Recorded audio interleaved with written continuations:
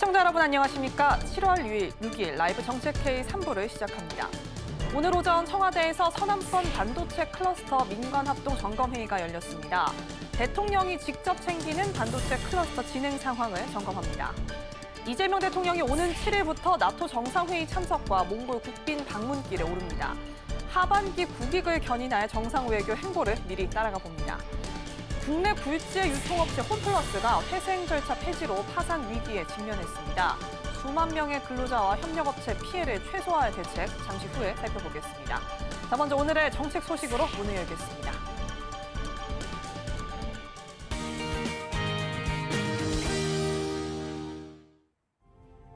오늘의 정책 소식입니다.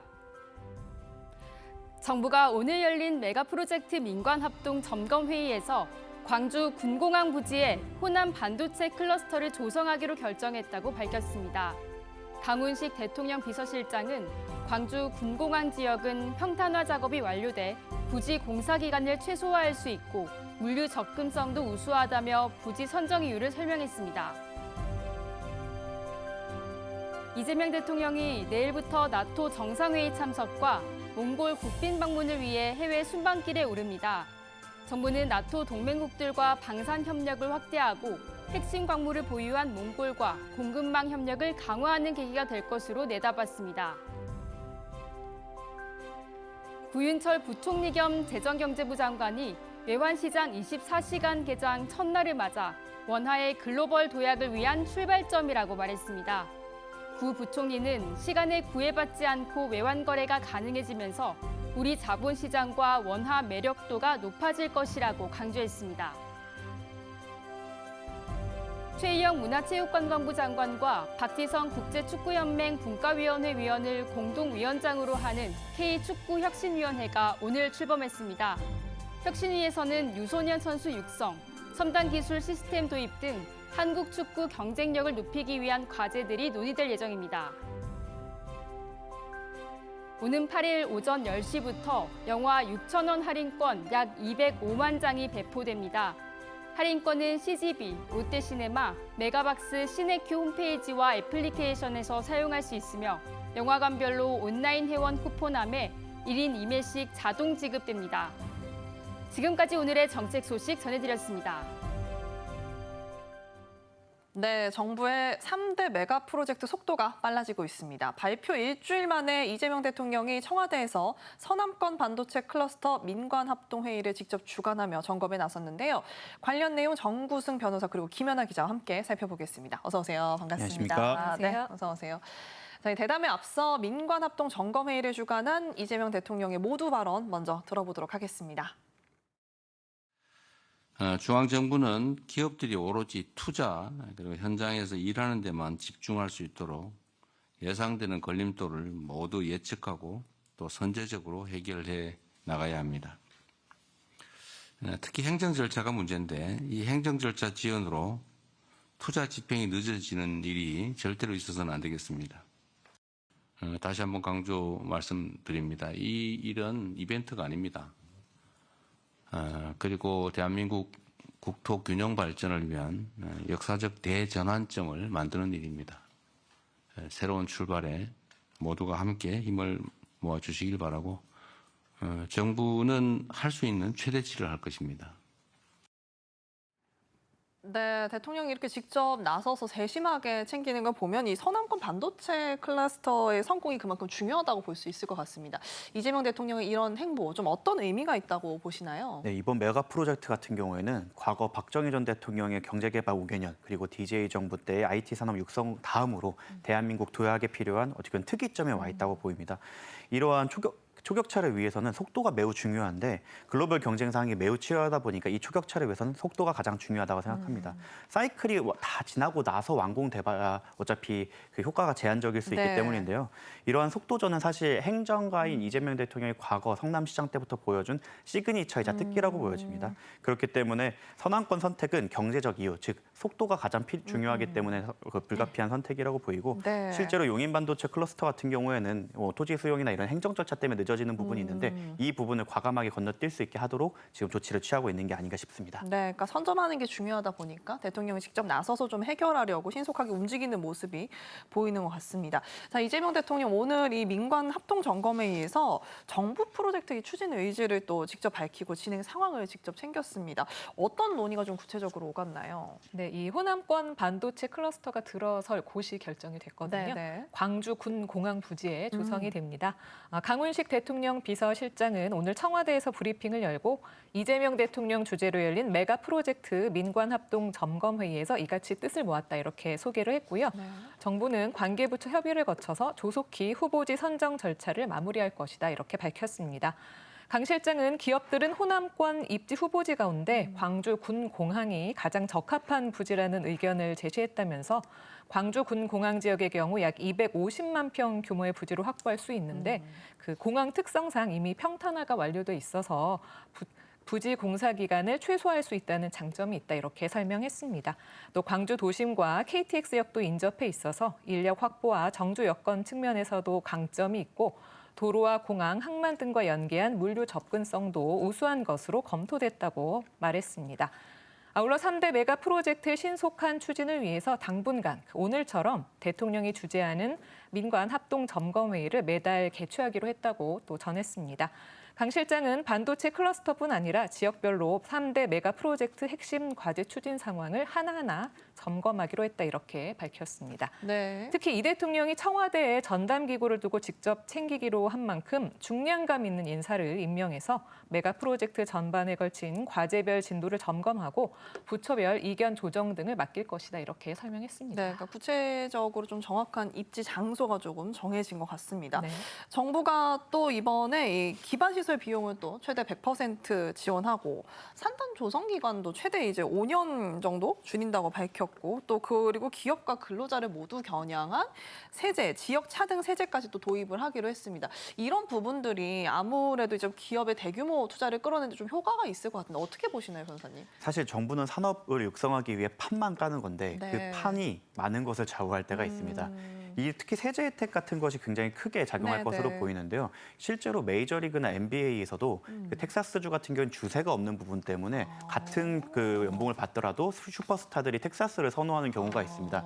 이처럼 인재를 유치하는 데도 특히 세제 혜택이 크게 작용할 것으로 보이는데 네. 일부 보수 언론에서 인재 남반 한계선이다 하면서 평택을 그어서 그 밑으로는 사람들이 내려가지 않는다라고 하는데 뭔가 메리트가 부족할 땐 돈이 부족한 게 아닌가라는 고민을 해야 됩니다.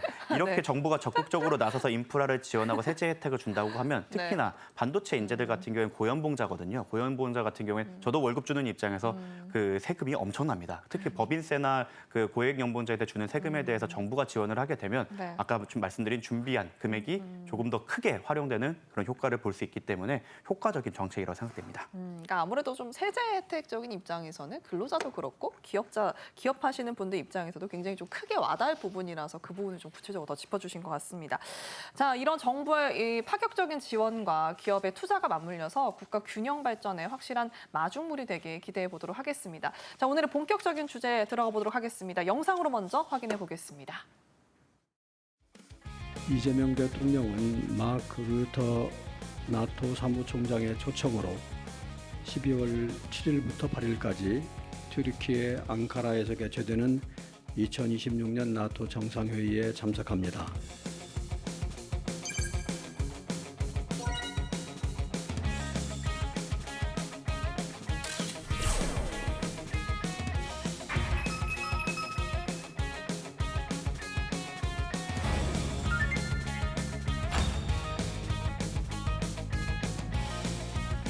이어서 이 대통령은 오흐나 후렐수흐 몽골 대통령의 초청으로 7월 8일부터 11일까지 몽골을 국빈 방문합니다.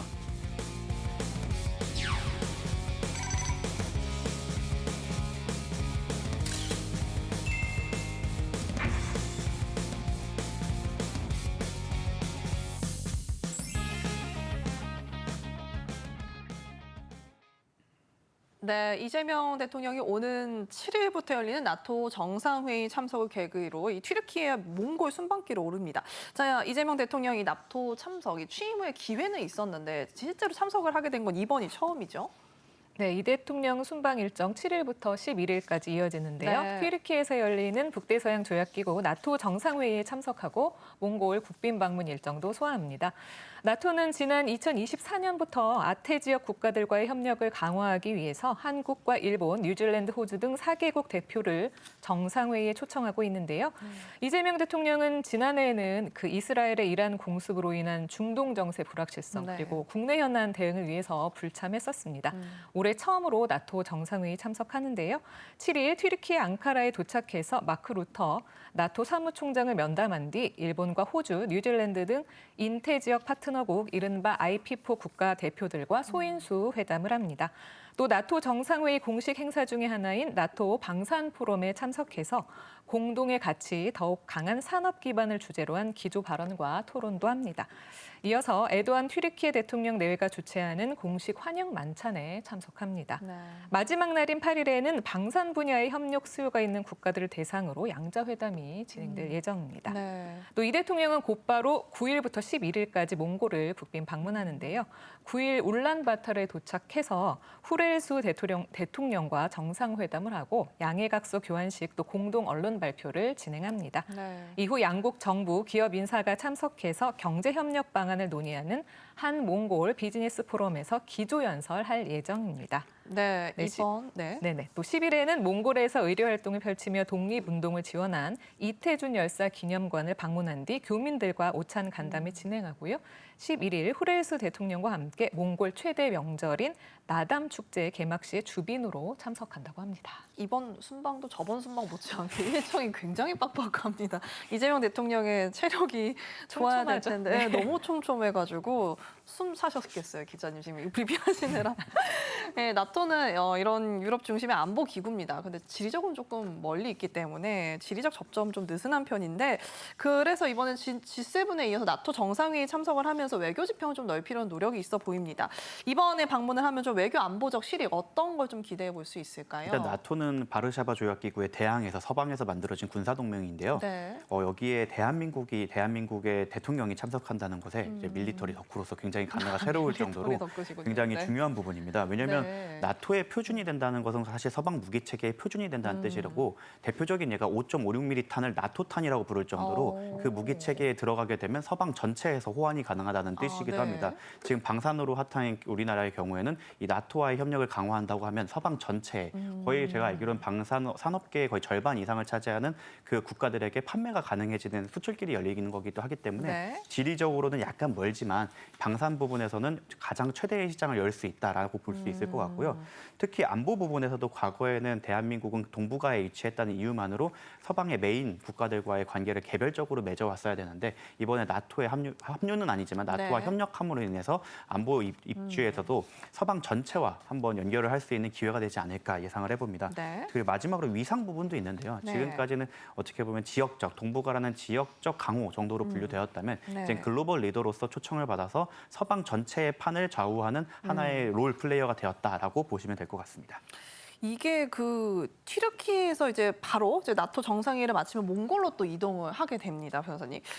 이 최근 아무래도 이 찾아보니까 울란바토르 직항도 좀 생기고 그리고 이제 2024년에는 몽골에 방문하는 이 외국인이 우리나라가 3위라고 할 만큼 그만큼 우리나라 사람들이 또 몽골에 많이 방문하게 되더라고요.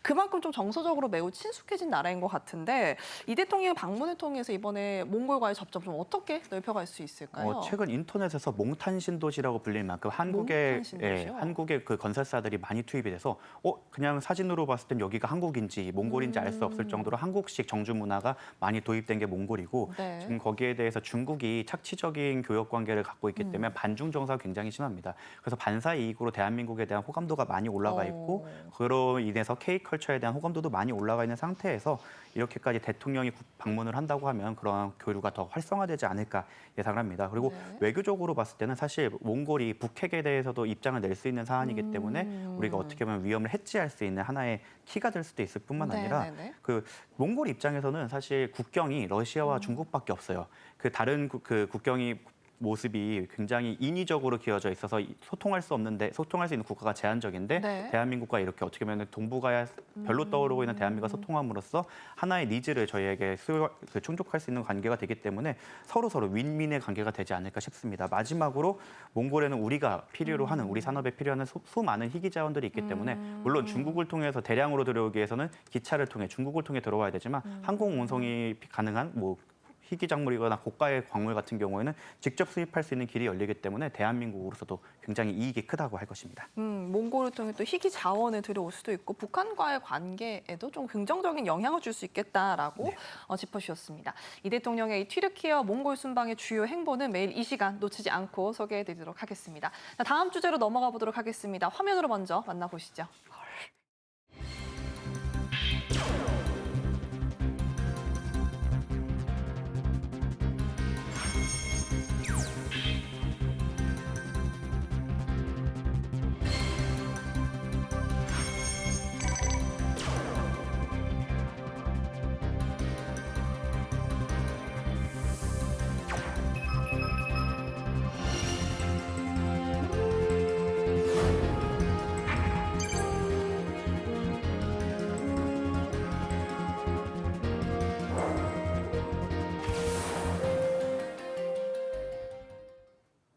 네, 우리나라에서 이 대형마트의 대명사였던 이제 홈플러스가 이제 끝내 이 인수자를 찾지 못해서 기업 회생 절차가 폐지됐습니다. 사실상 이 파산 위기에 놓인 걸로 보이는데요. 어쩌다 이 상황까지 좀 오게 된 걸까요?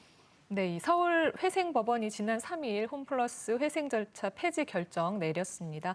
홈플러스는 대형마트 업계 2위에 한때 전국에 그 140여 개 점포를 갖추기도 했었는데요. 네. 사모펀드인 MBK 파트너스에 인수된 후에 이커머스 성장 속에서 경영난이 가중되면서 기업 청산 위기에 맞았습니다. 지난해 3월 홈플러스 회생 절차가 개시된 이후 회생 계획안 가결 기한을 2차례 연장해 왔는데요. 기한이었던 지난 3일까지 2천억 원 수준의 운영자금 마련 방안이 뚜렷하게 나오지 않자 사실상 파산 선고가 내려졌습니다. 홈플러스는 지난달 30일 수정한 회생 계획안을 제출하면서 법원의 가결기한 재연장 판단을 기대하기도 했었는데요. 홈플러스 계획안에서 수익이 안 나는 점포를 줄이고 사업부를 매각하겠다고 했었는데 핵심이던 그 잔존 대형마트 사업부 매각이 무산이 됐고 또 회생에 필요한 자금 2천억 원도 마련이 되지 못했습니다. 그 홈플러스 정상 운영을 위해 필요한 추가 자금 확보 방안이 마련되지 않았는데요. 네. 법원은 현재까지도 해당 자금이 조달되지 않았다며 수정 내용을 포함한 회생 계획안의 수행 가능성이 없다고 판단했다 이렇게 밝혔습니다. 홈플러스는 법원의 결정에 대해서 채무자회생법 등 관련법에 따라서 14일 이내에 즉시 항고할 수 있습니다. 이 기한 안에 필요한 자금을 마련하고 즉시 항고하면 회생 절차가 재개될 수 있지만요. 즉시 항고하지 않는다면 홈플러스는 파산의 길을 걷게 됩니다. 그러니까 향후 2주 안에 2천억 원을 구하지 못하면 최종 파산이라고 합니다. 이게 대형마트가 무너지면 그냥 단일 그 기업 부도에 그치지 않고 뭐 납품을 했던 이 업체들이 연체 도산 그리고 뭐 지역 상권 침체 등 도미노 타격이 좀 이어질 것으로 예상이 되는데 구체적으로 좀 어떤 피해가 우려가 되나요? 일단 홈플러스가 파산한다고 하면 납품처를 상실하는 데 그치지 않을 겁니다. 네, 기존 네, 납품하던 업체들은 물건을 이미 공급한 것에 대한 대금을 떼이게 될 것이고 그 서플라이 체인 자체가 무너지기 때문에 중간 유통자, 생산자 모두가 다 피해를 보게 될 것입니다. 특히 파산의 경우에는 그걸 건질 가능성이 매우 낮아지기 때문에 이 부분은 문제가 될 거고 또 그 마트업의 특성상 수많은 피고용인들이 있습니다. 피고용인들이 직장을 잃는 것으로 시작해서 네. 그 사람들의 소비력이 떨어지기 때문에 그렇죠. 지역 전체에 침체가 올 가능성도 매우 높습니다. 네. 또한 이게 마트 같은 경우에는 포인트나 미리 선불권으로 결제해 놓은 것들도 충분히 있을 수 있는데 이런 부분에 있어서도 사실 파산 절차에 있어서 이런 채권 대금 같은 경우 후순위가 되기 때문에 조세, 임금, 그다음에 일반 채권으로 분류되는 이런 납품 대금이나 아니면 소비자들의 포인트 같은 경우에는 사실상 휴지 조각이 될 가능성이 높아서 전체적인 국민들에게 피해가 올 가능성이 높습니다. 그래서 조금 정부가 지원 방안을 내놨습니다. 홈플러스 관련 이 관계기관 전담반 회의를 열어서 뭐 임금 체불 피해 근로자와 협력업체를 위한 지원 방안을 내놨는데 현재 이런 임금을 받지 못한 근로자랑 뭐 거래처 등이 어떤 지원이 좀 가능할지 궁금합니다. 네, 정부는 매주 관계기관 전담반 회의를 열어서 근로자와 협력업체 피해 상황, 지원 상황 점검하기로 했습니다. 지난주 열린 회의에서는 홈플러스 회생 절차가 폐지된 데 대응해서 정부가 중소협력업체에 4,400억 원 규모의 긴급 유동성을 지원하기로 결정했습니다.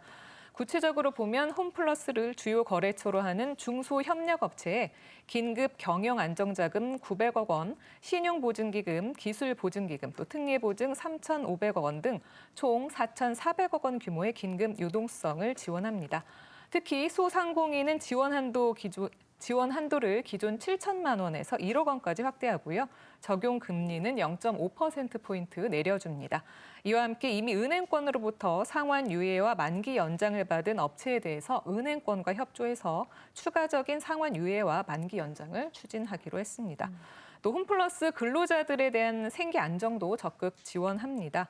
임금체불 피해 근로자를 대상으로 1인당 최대 2,100만 원까지 체불임금 대지급금을 지급하고요.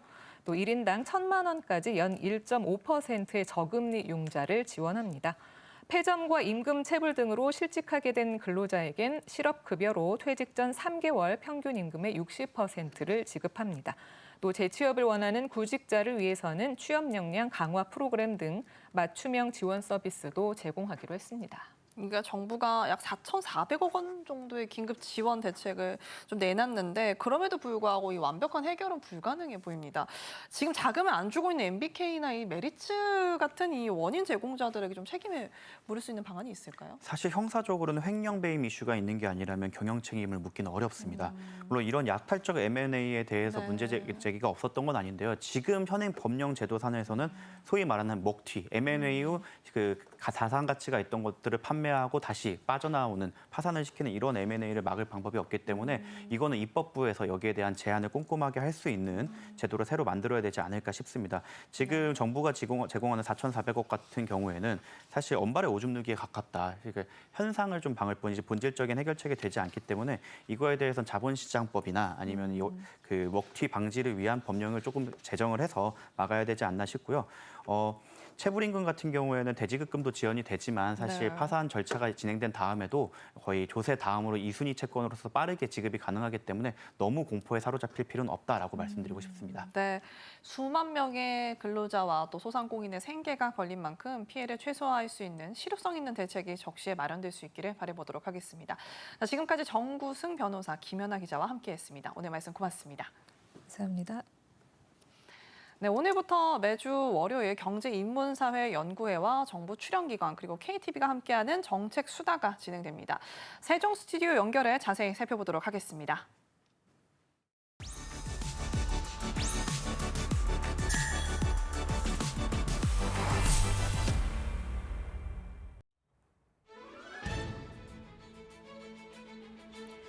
정부의 주요 정책을 신속하고 정확하게 전달하기 위해 매주 이 시간 정부 출연 연구기관과 함께하는 정책수다 시간을 마련했습니다. 자, 오늘 그 첫 시간으로 이한주 경제인문사회연구회 이사장, 김세지 KDI 한국개발연구원장과 함께합니다. 안녕하십니까? 네, 안녕하세요. 안녕하십니까? 네, 오늘 첫 시간인데요. 이번 코너 자체가 또 이한주 이사장님께서 또 작은 아이디어를 주신 걸로 알고 있는데 일단 이 아이디어를 주신 구상하신 계기부터 여쭤볼까요? 네, 정책이라는 게 보통 어렵잖아요. 예. 네, 어렵고 좀 사용하는 언어도 딱딱하고 그래서 좀 쉽게 이야기를 해서 국민들에 좀 장하자 이런 생각들이 있어서 네. 지난번에 새로 부임하신 대표님하고 얘기를 좀 했더니 또 이렇게 멋지게 이렇게 만들어 놓을 줄 몰랐어요. 네, 아이디어가 아니라 그냥 저는 해본 말인데 실제로는 이렇게 KTV의 역량을 가지고 이렇게 멋지게 이렇게 꾸며 놓으셨어요. 그래도 좋은 아이디어 감사합니다. 네, 고맙습니다. 저희가 이렇게 정부 출연 연구기관과 이렇게 좀 허심탄회하고 편하게 이야기를 나눌 수 있는 시간이 많지는 않잖아요. 그럼요. 예, 이렇게 또 오늘 첫 시간 모시게 되어서 좀 기념비적인 시간이 될 것 같은데요. 네.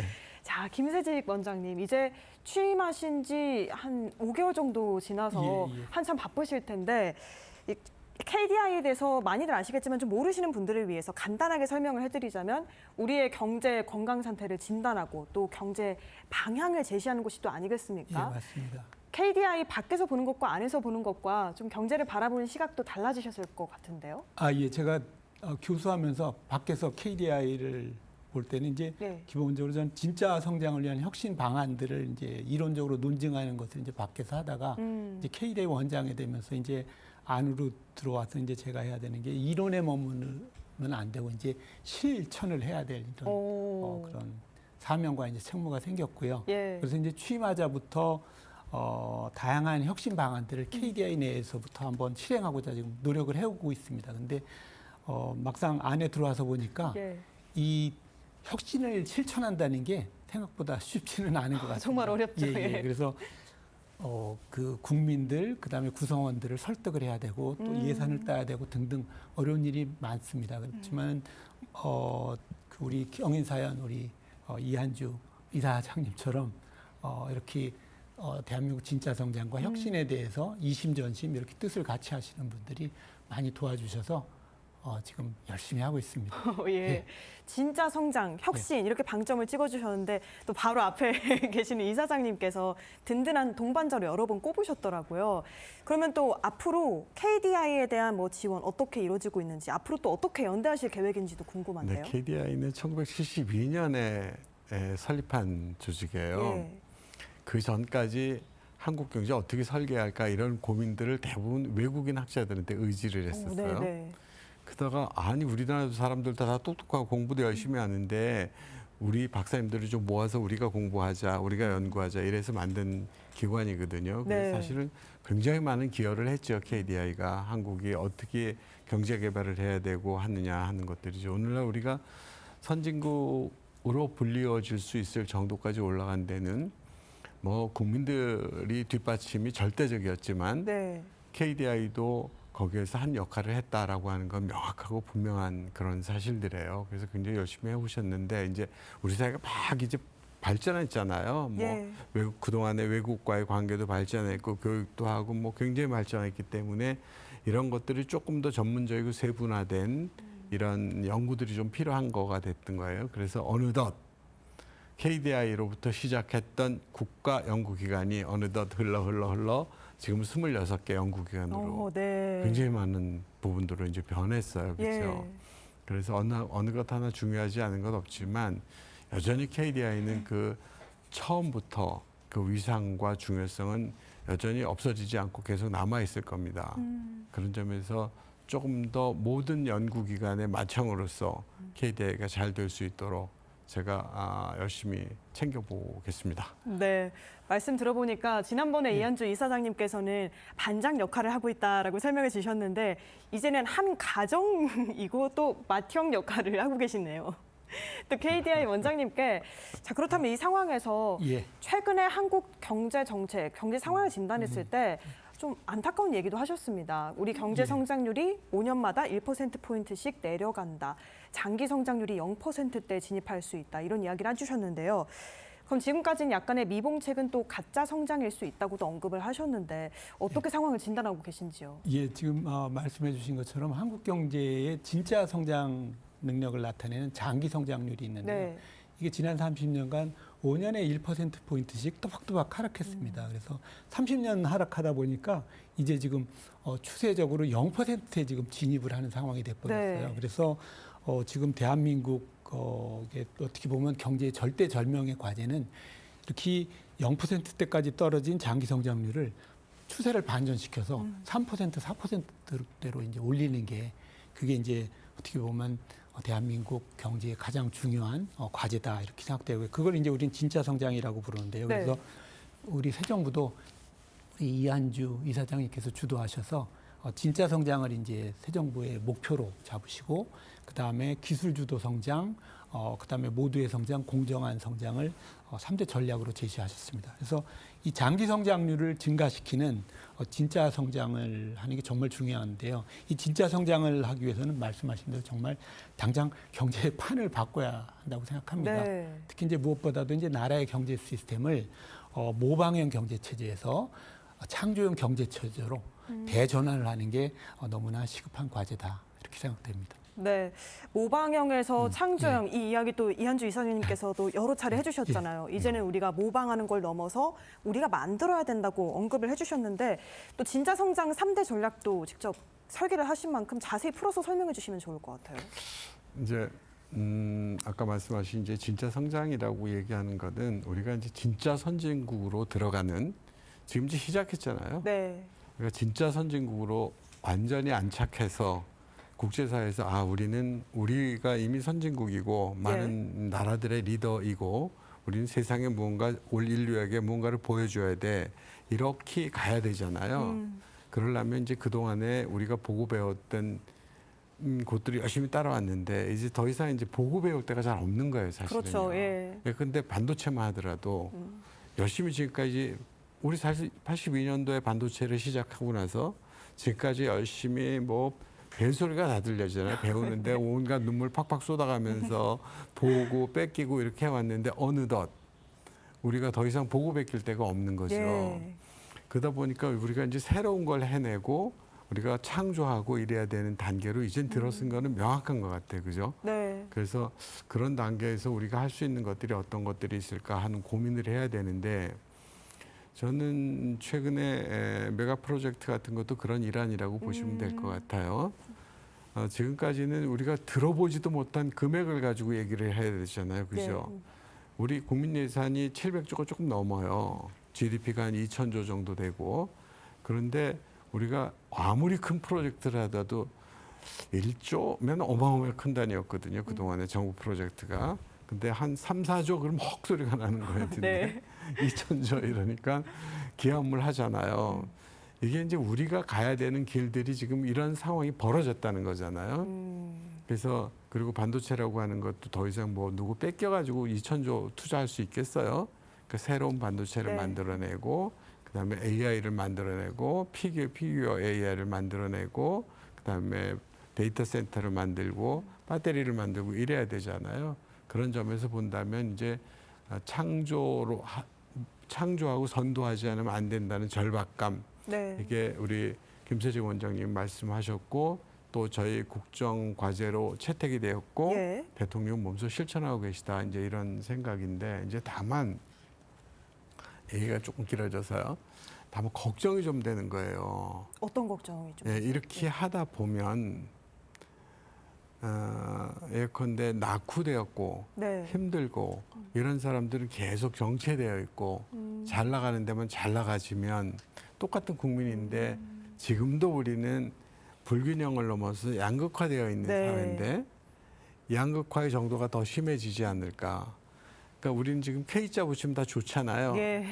K 뭐 컬처 뭐 그렇죠. K 다 K-pop. 좋은데 이 K자의 두 다리가 가면서 시간이 가면서 쭉 벌어져 나가서 여기서 고생하는 사람들이 많다면 여기서 있는 사람들이 뭘 그렇게 재밌겠어요. 네.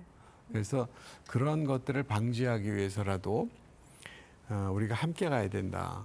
지역적으로도 함께 가야 되고 또 기업 규모로도 함께 가야 되고 그래야 된다. 또 하면서 공정해야 되겠다 이게. 예. 이런 것들을 미리미리 성장을 하는 단계에서 미리 넣어서 가자라고 하는 거잖아요.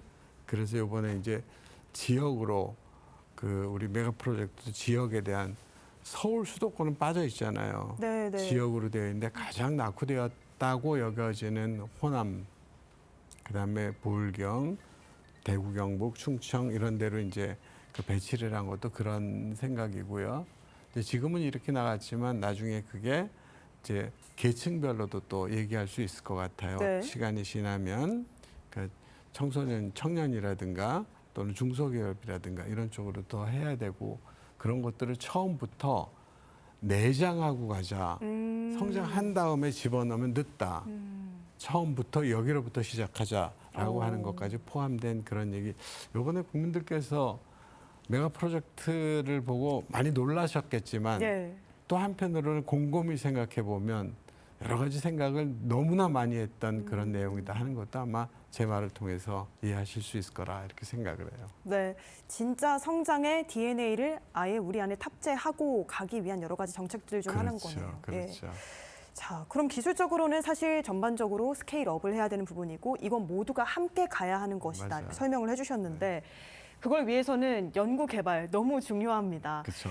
그 연구 개발이 이재명 정부 들어서 또 역대 최대로 예산안이 편성되기도 했고요. 선진국 대비도 투자가 높은 수준인데도 불구하고 일각에서는 세계적인 기준에는 아직 우리가 조금 성과가 미진한 거 아니냐는 얘기도 나오거든요. 어떻게 보세요? 이제 우리나라는 그동안 이제 기술을 통해서 새로운 창조를 해야 된다는 것에 대한 인식이 있었기 때문에 네. 그동안 지난 30년간 기술 투자를 굉장히 많이 했어요. 그래서 GDP 대비 R&D 투자가 90년대 초 2% 정도였는데 그거를 5%까지 올려서 오. 세계 1, 2위를 다투는 수준까지 올렸어요. 예. 근데 안타깝게도 그러면 이제 우리나라 성장률이 올라갔어야 되는데 성장률은 반대로 이렇게 내려왔거든요. 그 얘기는 우리가 투자는 많이 했지만은 정작 기술 경쟁력은 오히려 약화돼서 장기 성장률이 이제 떨어진 것처럼 이제 저희 경제학자들은 이제 생각을 하게 됩니다. 그래서 결국 기술 투자가 많이 했는데 성공적인 투자가 아니었다고 생각이 되고요. 그러면은 왜 기술 투자가 그동안 성공하지 못했는지를 우리가 이해해야 되는데 네. 그거에 굉장히 중요한 요인 중에 하나는 우리가 기술 투자할 때 돈만 집어넣는 기술 투자를 했던 게 굉장히 이런 투자 실패의 원인이다 이렇게 생각됩니다. 기술과 R&D 핵심 인풋은 돈이 아니라 사실은 사람이 생각해내는 아이디어인데 네. 그것에 대한 인식 부재가 좀 있었던 것 같습니다. 그래서 새로운 기술이라는 거는 새로운 아이디어와 이과적 전문 지식의 결합으로 이루어집니다. 예컨대 네. 애플 PC를 보면은 스티브 잡스가 생각해낸 아이디어와 스티브 워즈니악의 이과적인 엔지니어링적인 지식이 결합돼서 애플 PC가 이제 나왔거든요. 그래서 이 아이디어라는 게 이제 굉장히 중요하고 천문학적인 가치를 가질 수도 있습니다. 우리 비트코인이라는 거 생각해 보면 그야말로 아이디어입니다. 민간이 발행하는 화폐라는 아이디어인데 이러한 어떻게 보면 간단한 아이디어가 우리 돈으로 2천조에 달하는 네. 가치를 창출했습니다. 그래서 아이디어라는 게 우리가 대수롭지 않게 생각할 수도 있는데 그 정도 많은 가치를 갖고 있습니다. 근데 우리나라에서는 그래서 이 아이디어에 대해서도 많은 투자를 해야 되는데 R&D 투자할 때 그동안 아이디어에 대해서는 투자하지 않고 R&D에만 투자를 했던 것 같아요. 그래서 예컨대 정부가 이제 아이디어 공모를 많이 했는데 네. 정부가 대한민국 1등 아이디어에 주는 상금이 뭐 300만 원 요 정도에 불과했습니다. 예. 예, 그러다 보니까 이제 아이디어에 대한 보상이 이제 거의 없다 보니까 이제 혁신적인 아이디어를 내는 사람들이 이제 대기업이나 일부 엔지니어 빼고는 이제 거의 이제 없는 거죠. 네. 그러다 보니까 이제 혁신적 아이디어들이 많이 나오지 않게 되고 그러다 보니까 나라 전체적으로 혁신적 기술들이 많이 나올 수가 없었어요. 그래서 지금 아이디어가 우리나라에서는 지금 기술 혁신의 이제 보틀넥이다 이렇게 생각이 되고요. 그래서 지금이라도 기술 투자의 방식을 저희가 획기적으로 바꿔야 된다고 생각합니다. 그래서 네. 무엇보다도 혁신적 기술의 원천이 될 혁신적 아이디어가 쏟아져 나올 수 있는 그런 기술 아이디어 생태계를 조성하는 게 이제 중요하다고 생각이 되고요.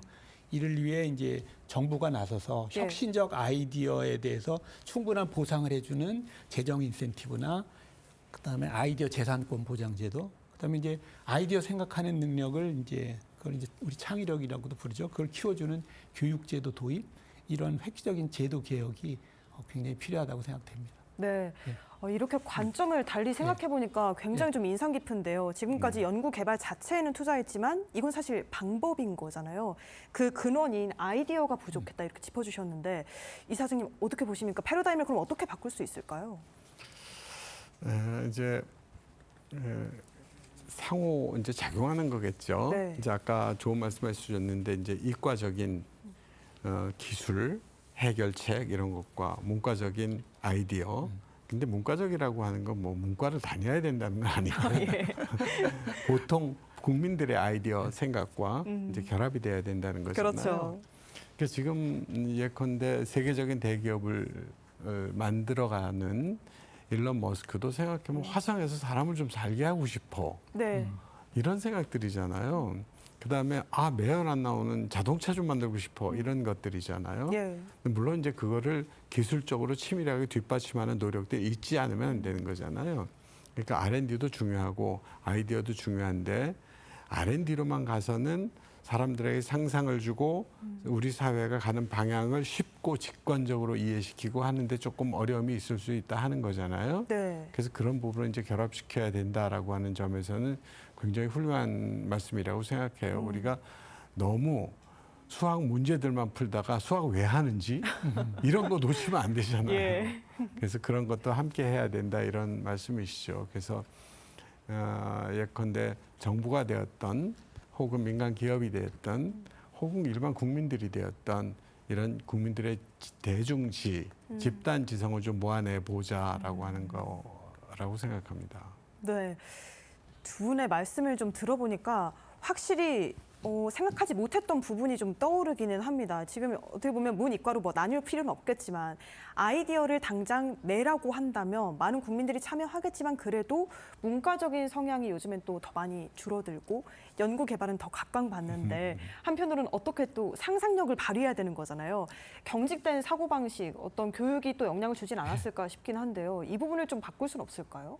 예, 저희가 경제를 바꿔야 되는데 근데 경제를 바꾸려면 사실은 사람이 핵심이고요. 네. 그래서 경제 틀을 바꾸려면 결국은 교육부터 바뀌어야 되는 것 같습니다. 그래서 1995년 노벨상 수상하신 그 로버트 루카스 교수가 정립한 현대 경제 성장 이론이 있습니다. 이 이론에 따르면은 경제가 성장하려면은 우리 사람 머릿속에 집어넣은 지식이나 기술을 의미하는 인적 자본이라는 게 있는데 네. 이 인적 자본을 키워주는 교육이 가장 중요하다고 이렇게 이야기하고 있습니다. 근데 인적 자본은 두 가지가 있습니다. 인적 자본은 남이 만든 기존 지식을 열심히 외워서 익힌 모방형 인적 자본이 있고요. 네. 그다음에 자기 스스로 새로운 기술, 새로운 아이디어를 생각해내는 창조형 인적 자본이 있습니다.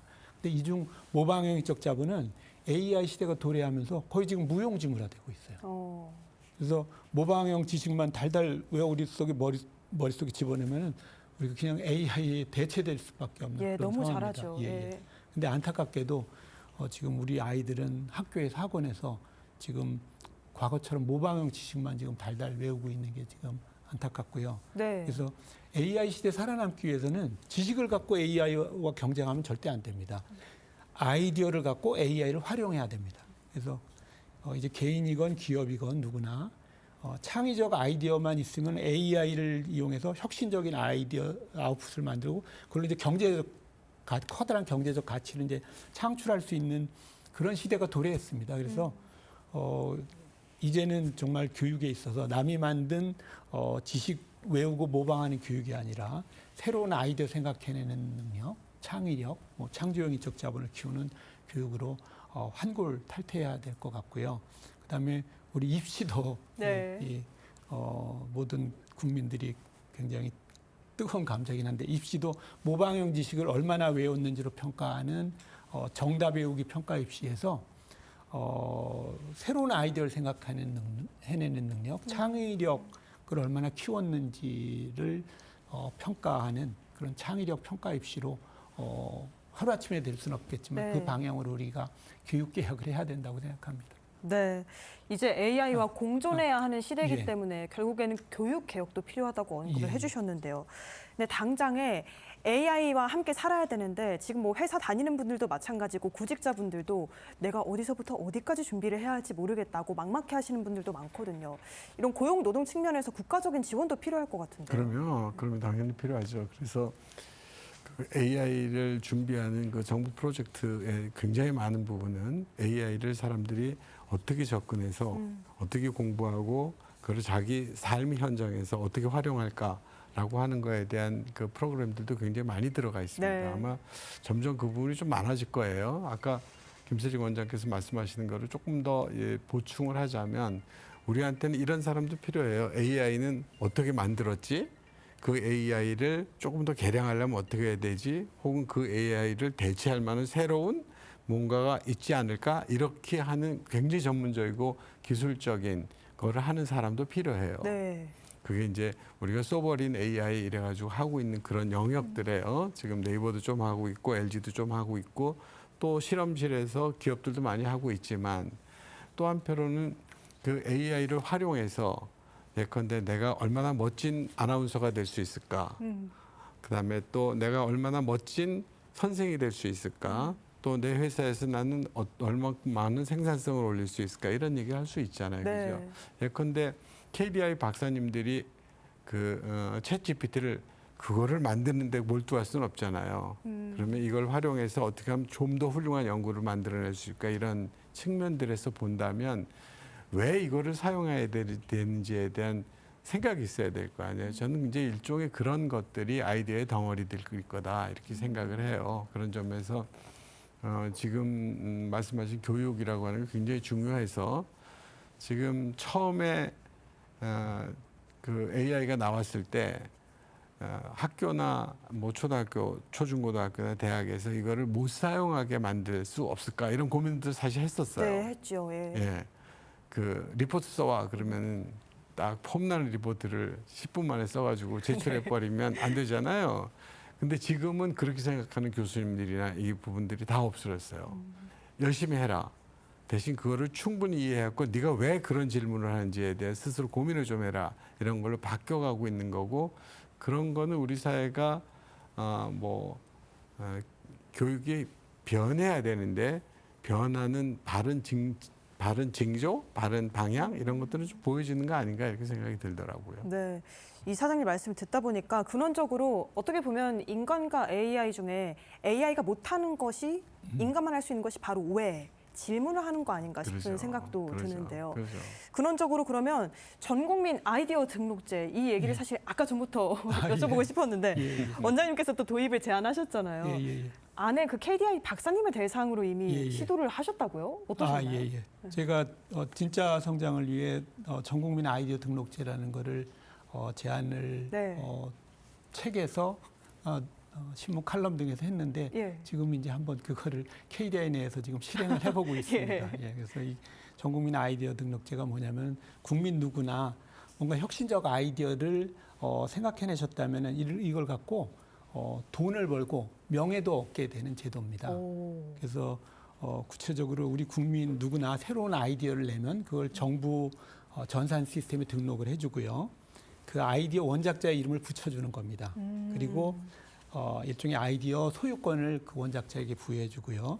그다음에 정부가 R&D 예산으로 그 아이디어를 사줍니다. 그래서 아이디어에 대해 충분한 보상을 해주는 제도고요. 예를 들어서 이제 우리 고속도로 입출구에 색깔 유도선이 있는데 이 경우 이제 아이디어 원작자의 이름을 따서 윤석덕 고속도로 색깔 유도선이라고 이제 등록해주고 이제 정부가 경제적 보상까지 해주는 제도입니다. 이 제도가 도입되면 이제 국민들의 일상에 큰 변화가 이제 일어날 거라고 생각되는데요.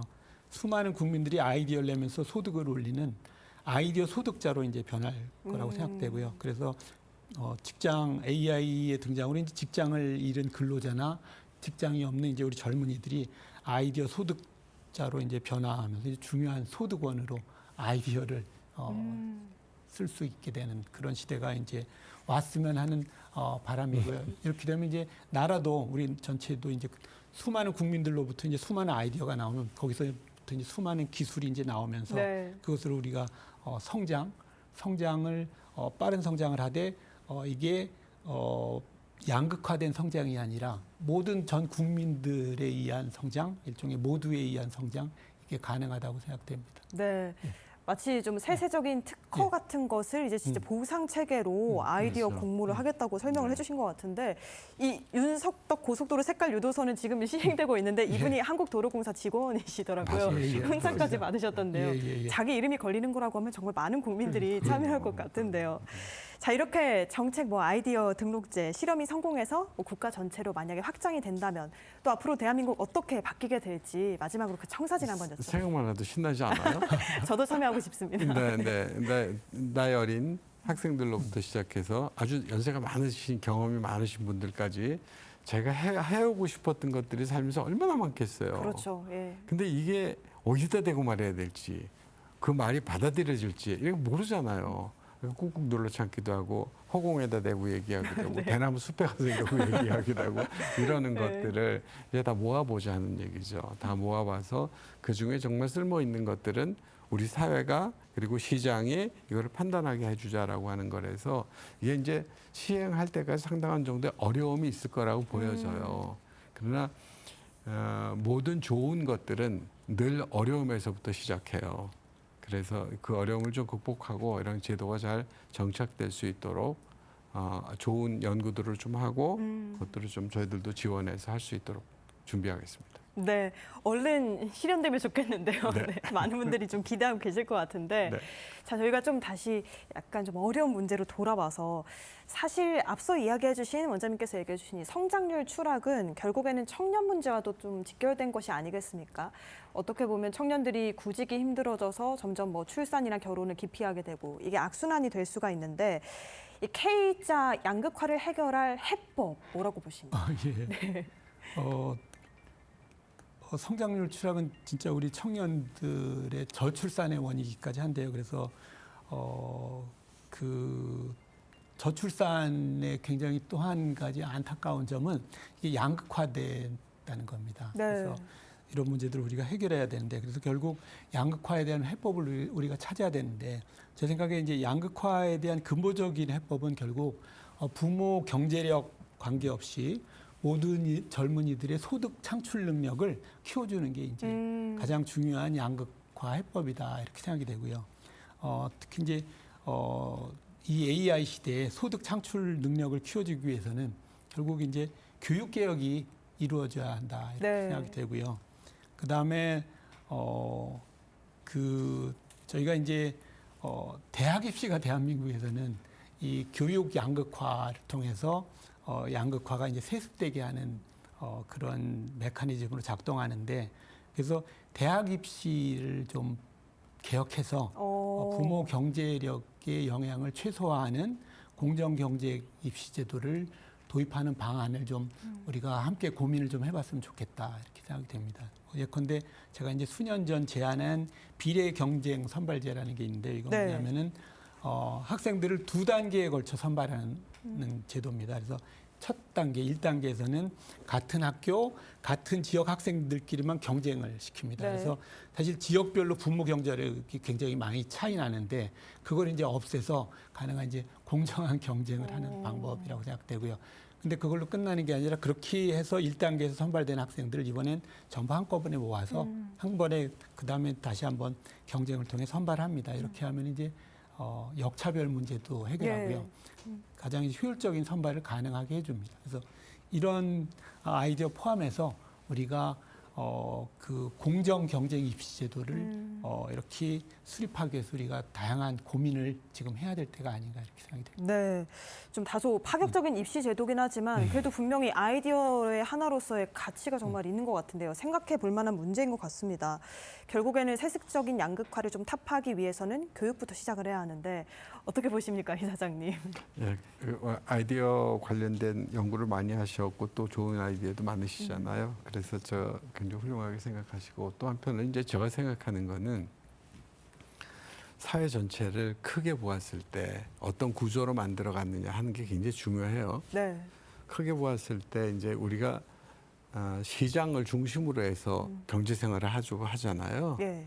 양극화라고 하는 게 시장에서의 문제인데 결국 영혼의 문제로까지 막 번져가요. 그게요. 없이 살면 결혼도 하기 힘들어지고 막 이러잖아요. 그래서 사회를 어떻게 가져가야 될 건가 하는 문제는 저는 그렇게 생각해요. 사람들이 꼭 필요로 하는 것 굉장히 많아요. 그죠? 네. 예컨대 민주주의도 꼭 필요하는 것이고 또 집도 그래요. 그렇잖아요. 최소한의 주거라든가 그렇죠. 교육도 예. 또 그런 측면이 있는 거예요. 그래서 국민들이 꼭 필요로 하는 것들 이런 것들은 모두가 다 누릴 수 있는 것들을 만들어줬으면 좋겠어요.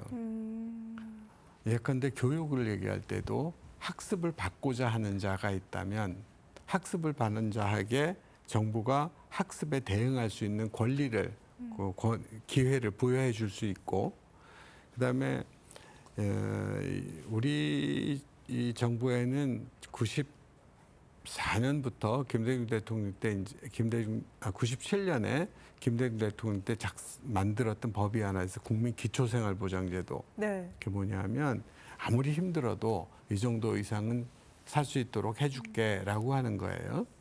그거는 이제 그 당사자가 이 땅에 살면서 행동했던 것, 그다음에 따지고 보면 그 조상들이 이 땅에서 행동했던 것 이런 것들이 그 사람들의 기본을 챙겨주자 이런 얘기잖아요. 네. 근데 이제 그것만 있는 건 아니에요. 예컨대 삶에서 위험하거나 이랬을 때 뭐 최소한의 안전장치로 당장 돈 300만 원, 500만 원 없으면 문제가 되는 사람이 있다면 은행 가서 빌릴 수는 있어야 되잖아요. 그죠? 그런 금융과 관련된 거, 교육과 관련된 거 이런 것들을 가지고 사회에 저변의 안전판을 쭉 깔아주자는 거죠. 누구에게나. 그다음에 이 세상에서 교육을 더 받고 박사가 되고 훌륭하게 되고 이렇게 해서 큰 사람이 되겠다고 하면 그건 본인이 하면 돼. 네. 그죠? 그 하면 돼. 또 큰 돈을 벌어서 뭐 내가 수억을 빌려서 뭐 사업을 하고 싶다. 그럼 그걸 하면 돼. 그러나 최소한 밑바닥의 안전판에 있어서는 누구나 할 수 있게 하는 게 권리가 좀 필요하고 이번 정부를 구성하는 기본 원리 중에 하나가 그게 기본 사회라고 하는 거잖아요. 네. 금융이 될 수도 있고 소득이 될 수도 있고 학습이 될 수도 있겠고 또는 뭐 돌봄이 될 수도 있겠고 이 땅에 태어나서 누구라도 최소한의 돌봄은 받아야 돼. 그런 사람 많잖아요. 장애인들도 그렇고 노인도 그렇고 또 때로는 뭐 청년들이라고 하더라도 뭐 상태가 안 좋아질 수도 있고 하니까 누구라도 최소한의 돌봄은 받을 수 있어야 된다는 거죠. 우리가 이제 그거를 기본권이라고 자꾸 얘기를 하고 있거든요. 그러니까 이 땅에 사는데 꼭 필요한 만큼 그 기본권을 확보하는 이런 세상을 해주지 않으면 나중에 한꺼번에 이렇게 이 사회가 존속하기도 어렵고. 네.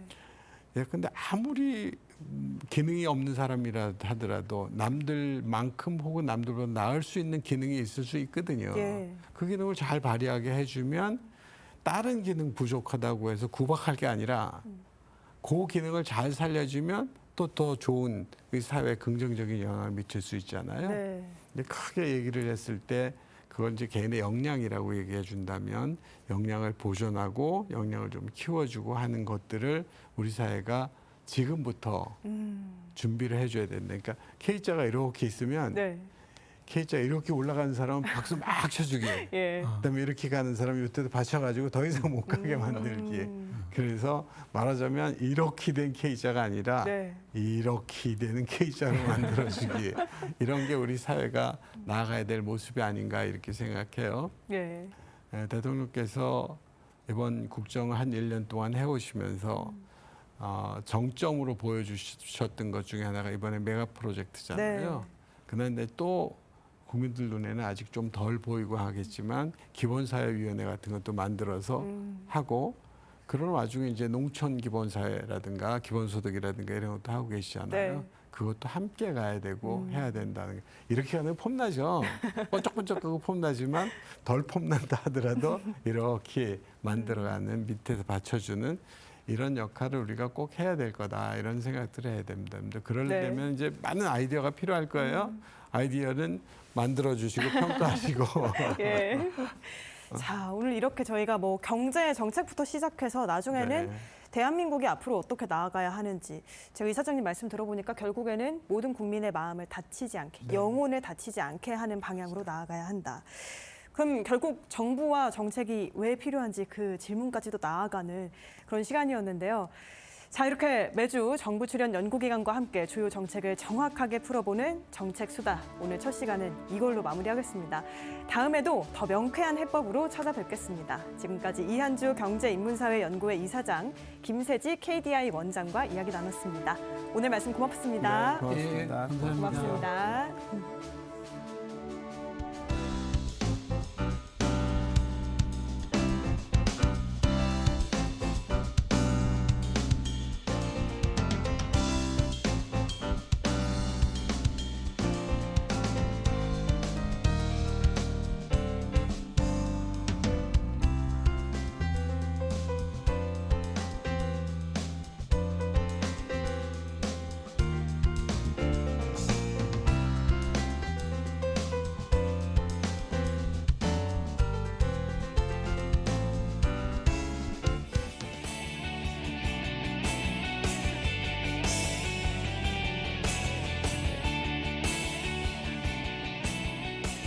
외신에 비친 한국 첫 번째 소식입니다. 이재명 대통령이 나토 정상회의에 참석하고 이후 몽골을 국빈 방문합니다. 외신도 이를 주요 외교 일정으로 소개했는데요. 방산 협력과 경제 협력 확대를 위한 한국의 적극적인 외교 행보에 관심이 집중되고 있습니다. 함께 보시죠. 로이터 통신은 이재명 대통령이 7월 7일에서 8일 튀르키예 앙카라에서 열리는 나토 정상회의에 참석할 예정이라고 보도했습니다. 그러면서 이 대통령은 나토 사무총장 면담과 IP4 소인수 회담, 나토 방위산업 포럼 기조 발언 등을 통해 한국과 나토 회원국 간 방산협력 강화에 주력할 계획이라고 밝혔는데요. 이후 튀르키예 일정을 마친 뒤 오흐나 후렐수후 몽골 대통령 초청으로 몽골을 국빈 방문할 예정입니다. 이와 관련해 로이터 통신은 몽골 방문 첫날 양국 정상은 정상회담을 갖고 협정 MOU 교환식과 공동 언론 발표를 진행할 계획이라고 전했습니다. 다음은 우주산업 소식입니다. 한국 정부가 저궤도 위성통신망 구축과 달 탐사 계획을 잇따라 발표했습니다. 외신은 한국이 우주 경쟁력 확보에 속도를 내고 있다고 보도했는데요. 차세대 통신과 국가 안보를 뒷받침할 핵심 인프라 구축 계획에도 주목했습니다. 신화통신은 오태석 우주항공청장이 지난 3일 경남 진주에서 열린 영남권 첨단산업 발전 비전 국민보고회에서 한국형 저궤도 위성통신망을 2035년까지 완성하겠다고 발표했다는 소식을 전했습니다. 이 자리에서 오 청장은 저궤도 위성통신망은 국가 안보와 통신 주권을 지키는 핵심 인프라이며 6G 시대를 뒷받침하는 국가전략 인프라라고 설명했는데요. 보도에 따르면 이날 오 청장은 달 착륙 시점을 2030년으로 앞당기는 계획도 소개한 것으로 알려졌습니다. 오 청장은 또 이와 함께 2029년 달 궤도 통신위성, 2031년 지구 달 과학탐사선 발사 등을 통해 달 탐사 시대를 본격화할 계획이라고 전했습니다. 마지막 소식입니다. 한국의 새로운 관광 트렌드가 나타나고 있습니다. 외신은 지역의 유명 베이커리를 찾아 여행하는 이른바 빵지 순례가 국내외 관광객들의 새로운 여행 문화로 자리 잡고 있다고 소개했는데요. 지역 상권과 전통시장, 문화 관광까지 활성화하는 효과를 내고 있다고 평가했습니다. 자세히 보시죠. 트래블앤투어 월드는 한국 관광이 궁궐, 도시, 산, 해안 같은 전통 관광지를 넘어 지역 베이커리와 빵 축제 중심의 빵지 순례 관광으로 확장되고 있다는 소식을 보도했습니다. 그러면서 대표적으로 교통허브로 알려졌던 대전은 유명 빵집을 통해 전국적 관심을 끌며 베이커리 관광지로 자리 잡았다고 소개했는데요. 이와 더불어 포항은 베이커리 스탬프 투어, 문경은 연례 빵 축제, 천안은 지역 제빵사와 식품 생산자들이 함께하는 베이커리 행사로 관광객을 유치했다고 전했습니다. 트래블앤투어 월드는 빵집 방문은 전통시장, 박물관, 공원, 문화거리, 지역식당 방문으로 이어져 지역경제 활성화와 소상공인 지원, 농산물 소비 확대에 도움이 된다고 설명했습니다. 지금까지 외신에 비친 한국 전해드렸습니다.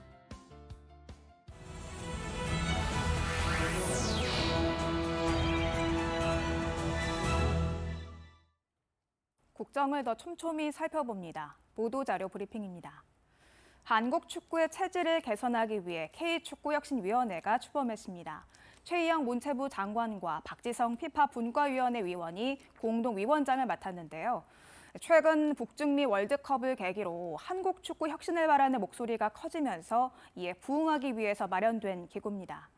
혁신위회는 이영표, 박주호 해설위원 등 축구인들은 물론이고요. 체육계 관계자, 전문가들도 참여하는데요.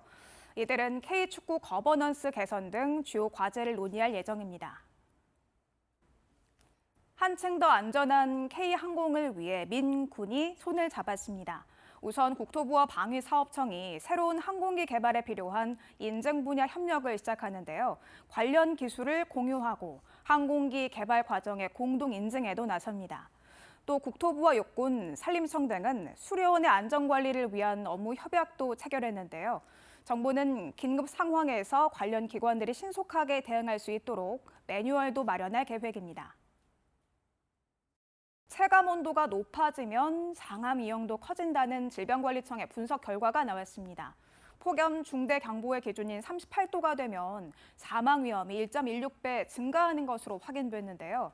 특히 65세 이상 고령층 또는 기저질환이 있는 경우 폭염에 더욱 취약한 것으로 분석됐습니다. 질병청은 폭염으로 인한 온열질환 예방 수칙도 안내했는데요. 우선 실내를 시원하게 하고 자주 환기하는 게 중요하고요. 또 목이 마르지 않더라도 물을 자주 마시는 게 좋습니다. 폭염이 일상이 된 여름, 시원한 영화관에서 피서 즐기는 건 어떨까요? 정부가 8일 오전 10시부터 영화 관람료 2차 할인권 205만 장을 배포합니다. 할인권은 멀티플렉스 영화관 누리집과 앱에서 사용할 수 있는데요. 1인당 2매씩 지급되고요. 할인권은 문화가 있는 날 할인, 장애인, 경로 우대 할인, 조조 할인과도 중복해서 사용할 수 있습니다. 다만 각 영화관들이 보유한 수량이 모두 소진되면 할인은 종료됩니다. 지금까지 보도자료 브리핑이었습니다. 네, 다양한 청년 금융 정책들이 있습니다. 그런데 막상 어떻게 활용해야 할지 막막한 분들 많으실 텐데요. 오늘부터 1:1 맞춤형 재무 상담 신청이 시작됩니다. 전문 상담은 물론 청년 미래적금 우대 금리 혜택까지 챙길 수 있다고 하니까요. 전용 누리집에서 꼼꼼하게 확인하고 도움받으시기 바랍니다. 자, 오늘 저희가 준비한 소식은 여기까지입니다. 시청해주신 여러분 고맙습니다.